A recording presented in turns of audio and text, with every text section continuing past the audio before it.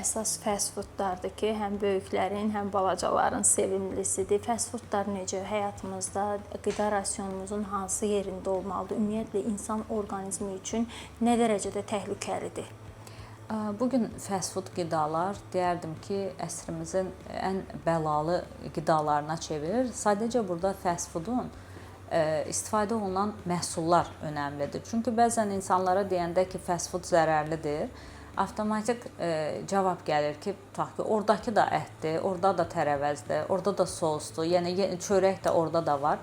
Məsələ onların yarımfabrikat olması, daha öncədən müxtəlif üsullarla hazırlanması, uzun müddət xarab olmaması, kiflənməməsi, formasını dəyişməməsi, rəngini dəyişməməsi, qoxusunu itirməməsi. Baxın nə qədər əlamətlər sayıram. Bu hər bir əlamətə görə ayrıca bir kimyəvi qatqı maddə əlavə olunur. Baxın, bunlar əlavə olunduqdan sonra artıq o ətdir və yaxud kartofdur, müxtəlif orada o uzun müddətli qala biləcək məhsullar var. Onların tərkibindəki faydalı maddələrin heç birindən əsər əlamət qalmır. Və onları sadəcə o tərəvəzlə bəzəyərək və yaxud da tərkibində yenə də monosodium glutamat və yaxud da mononatrium glutamat var, sintetik mənşəli, Çin duzu kimi də tanınır.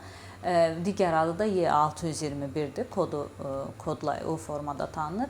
Ondan hazırlanan souslar əlavə edirlər və yaxud da elə onu ətin tərkibinə qatırlar ki, o da birbaşa olaraq tad reseptorlarını məhv edir. Və onu qəbul edən insanlar artıq ənənəvi qidalardan zövq ala bilmir.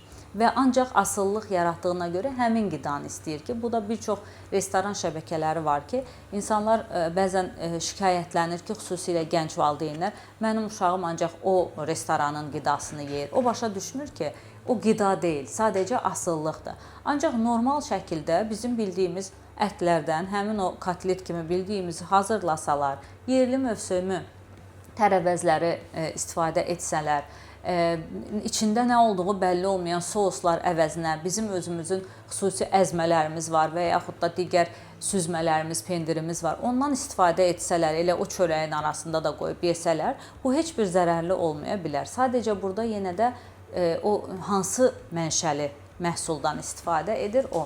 Digər bir məqam onların yanında cəlbedicilik olsun deyə və yaxud da quru böyük yeməkdir deyə qazlı, şəkərli içkilərin hədiyyə olaraq verilməsi, kampaniyalı satışlardır ki, insanların diqqətini çəkir və bəzən də düşünürlər ki, sanki bu yəni tək Azərbaycanın problemi deyil, dünyada belədir. Bəzən görürsünüz ki, müəyyən marketinqdə qiymətdə neçə manatsa 90 qəpik və yaxud nə, bununla belə insanları aldadıb öz torlarına salırlar. Yenə də sağlamlığına dəyər verən insan bu tələlərə düşməməlidir. Xüsusilə də yenə də gənc valideynlər öz övladlarına hər hansı bir qida məhsulu alarkən rahatlıqdan çox onun sağlamlığına təsirini düşünməlidir. Çipslərdən də danışaq, yeri gəlmişkən Məsəti xanım, uşaqların çox sevdiyi, elə hər kəsin istifadə etdiyi çipslərin tərkibi nə dərəcədə insan orqanizmi üçün təhlükəlidir və bunu necə rasionumuzdan çıxardaq? Bildiyiniz kimi bunlar istifadə olunduqda artıq asıllıq halına gətirib çıxarır. Son bir neçə gün ərzində artıq Ümumdünya Səhiyyə Təşkilatı və bir çox sağlamlıqla bağlı beynəlxalq təşkilatlar çipsinin dünyada ən zərərli qida olduğunu sübut etdilər.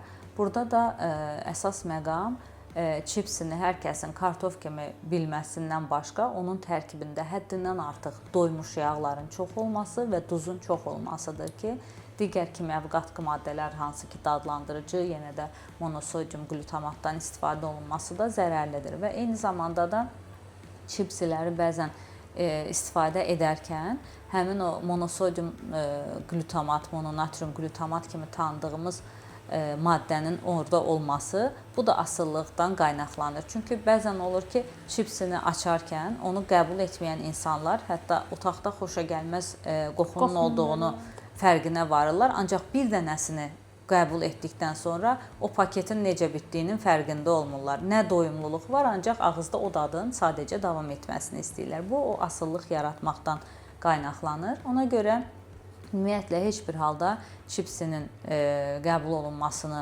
tövsiyə etmərəm. Təbii ki, yenə də doymuş yağların çox olması, duzun çox olması birbaşa olaraq ürək-damar xəstəliklərinin yaranmasına gətirib çıxardır. Az yaşlılarda qəbul olunması daha risklidir ki, bu da artıq o ciddi xəstəliklərin erkən yaşda başlamasına gətirib çıxaracaq.